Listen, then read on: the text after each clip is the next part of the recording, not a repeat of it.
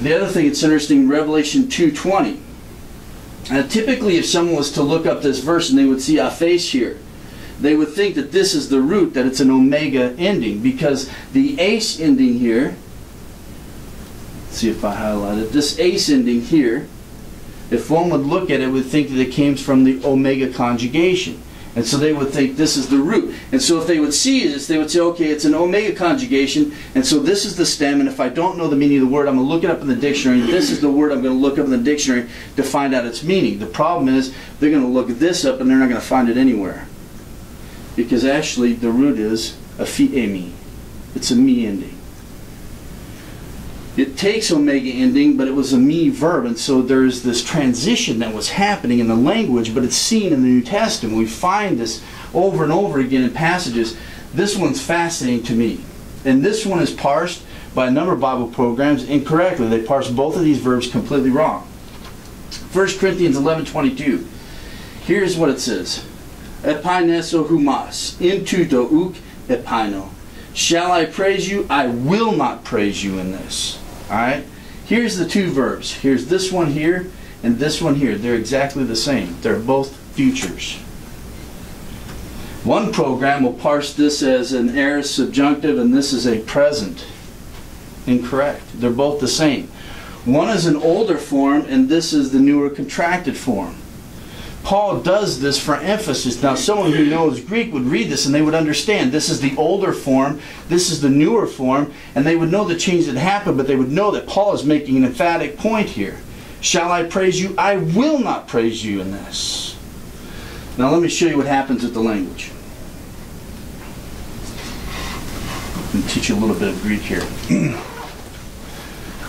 So, in the Greek language, they really don't like S's. And so in the process of the development of language, they started dropping off their S's, which is sigma. I'll show you something about later. I was going to say something about that later. So they started to lose sigmas, and this was common in the Greek language. And I cite several authors up here, linguists and grammarians, that make the same statement, and so this is not something just pulling out of nowhere. And I give this rule in class when I teach the alphabet, and this is one of the grammatical rules that I teach. Liquids and sigmas don't go together. Now, Kim Varnell, she took the level 1 grouping with me the first 10 weeks. She's coming back for the second 10 weeks. But within the like second, third week, she had this rule down. And this is one of the key rules that I teach. And it will take you so far in learning language. There are grammars that will teach you, they have these really strange forms that happen to words, and they'll say to you, just memorize all these different forms of this one particular word, and you just have to memorize it that way. What I tell you is if I teach you these rules, then you'll know how to make all those forms. You don't have to memorize all of them, but this is one of the rules. Liquids and sigmas don't go together. These are what we refer to as liquid letters.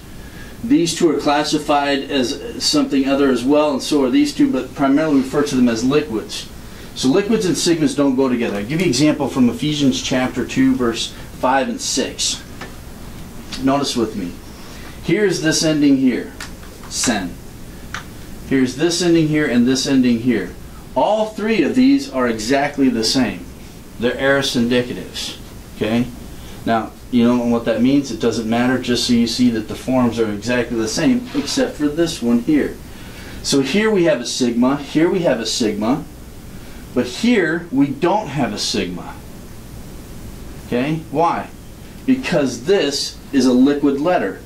Liquids and sigmas don't go together, and so the sigma drops out, and therefore you have this epsilon new ending. The sigma is gone because it can't sit next to a liquid. Now this is something that was happening in the Greek language. Now what some will tell you is that you have to memorize in all the different forms of this word, agerin. And you have to memorize all the different forms, and so when you're going through and you're translating, you have to go through this this paradigm, if you will, for this verb agero, and you have to walk through all the different forms of it until you finally come to the form that you find in the text, and then you can translate it. Instead of memorizing all the different forms of this one particular word, I just teach you a simple rule. You apply that rule, and you'll see it here, and it's a lot easier. Cuts down in the process of learning the language. So we find these things all through the scriptures. So going back to our example from 1 Corinthians 11:22, so here are the two forms. Here's our liquid, here's our sigma. And because they couldn't go together, what they did was they inserted this vowel epsilon in between the two of them. All right? So now this has made this an intervocalic sigma. Now what's interesting is that in the history of the language, even the intervocalic sigma began to drop out. So this is what happened in regards to this word. The sigma is going to drop out because it comes between this epsilon and this omega. And because the omega is a long vowel, it's going to contract with this epsilon here, and it's going to be lengthened, and it's going to take the accent. These are the two forms that we have in that verse that Paul cites. This is the first one, this is the second one. This is the older version of it, this is the more contracted version of it. So even when we look at the New Testament, we see the history of the language. We see the language changing, even in the context of the New Testament. So if we don't study it from a historical perspective, we're going to come across so many things in the New Testament. We're going to go, what's happening here? This doesn't make any sense. I don't know this form. I haven't learned it anywhere else. The example, what you're saying there reminds me of when there was a transition from words like cannot to contractions like can't. Yeah. Absolutely. In the English language, because they never used to use contractions, and then all of a sudden they started showing up. Absolutely. And people had to learn what that little apostrophe stood for. Yeah. Yeah. Absolutely. Could it be that for the purpose of writing rather than speaking, because it started using contractions, shorter, easier to write, shorter? Yeah, some of the changes we find in the language was an issue of writing, expediency. Other times it had to do with phonetics, how they would pronounce the word. Some letters started to drop out. Like with, I want to teach people how to make participles. When they would have a, which it looks like RT, it's a tau and then a sigma next to each other. Both of them are alveolars. So when we pronounce tau, most people will teach you it's from the Western mindset. They'll say it's like the letter T. Okay, if you say T, say the word. You push your tongue on the back of your teeth, and your tongue breaks away from your teeth when you say it. T, T. But in Greek, the letter tau was not pronounced from the teeth. It was from the alveolar ridge behind the teeth. And so your tongue would touch that bump behind your teeth, that ridge back there, and it would break away from that, so it's referred to as an alveolar. Tau, tau. Well, if you say sigma, you pronounce it the same way. It's the same point of articulation. Your tongue, it sits on that alveolar ridge and it breaks away from that. Tau, sigma. So what happened was those two letters, when they would come next to each other, the tau began to assimilate and it became a sigma. And so when they had new tau, sigma, and participles, it just became new sigma. Because eventually that tau would just blend right in with the sigma. And so sometimes when they would say it, the change happened in the writing of it because of the phonetics of it. But the amazing thing is that we can trace these things. Yes? Should we be asking questions and for definitions, or are we going to... No, we'll get that. If I started going through all that, we'd like a liquid letter? Yeah, we'd be here forever. What's that? Yeah. Come to class, Okay. and I'll teach you liquids, and I'll teach you all about the alphabet. Let me give you another example. Diphthongs.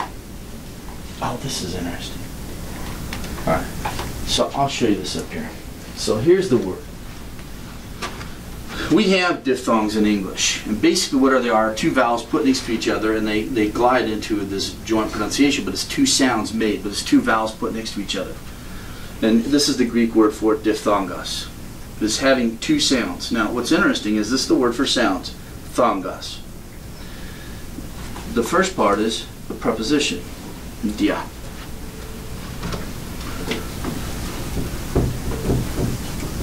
So this is the preposition, dia, okay? And this is what's prefixed onto this. Now most grammars in English and Western will teach you now, at least now they will teach you. Older days they didn't do it this way, they did it from a historical perspective. Most grammars now written from the Western mindset, but they'll tell you, okay, dia is a preposition and it means through or, if you will, by.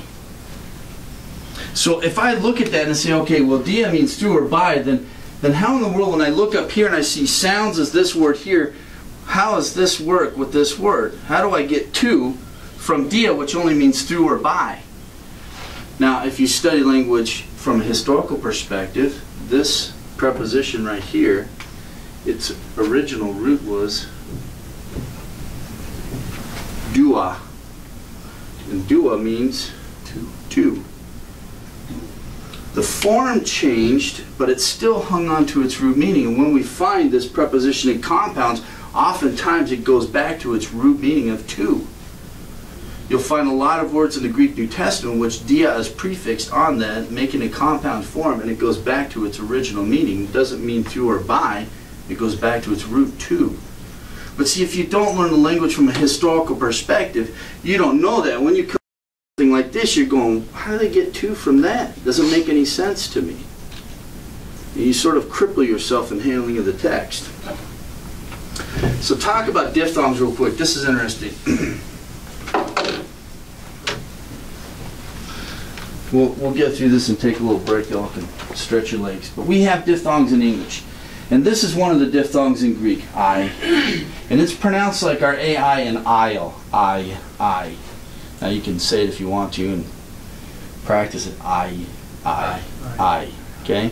It's two sounds. They sort of blend together. And if you say it, you can feel the movement in your jaw when you pronounce it.